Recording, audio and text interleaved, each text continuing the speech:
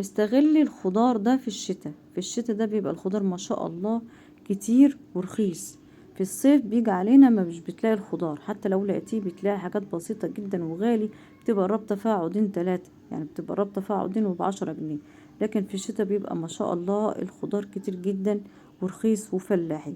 انا جايبه الخضار ده فلاحي، كزبره على بقدونس على شبت كده تشكيله، وهبدا انضفه كده وانقيه زي ما انتوا شايفين كده.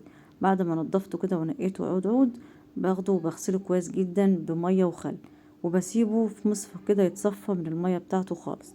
بعد ما يتصفى من الميه بتاعته ببدا اقطعه او اخرطه زي ما انتوا شايفين كده. تمام. بعد ما تخرطيه كله كده، بتبدأي بقى تفرزيه في اكياس، كل كيس فيه شوية كده على قد الاستعمال بتاعك، وبتحطيه في الفريزر.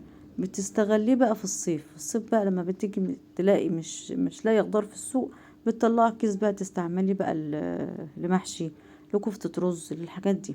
والله بيبقى جميل.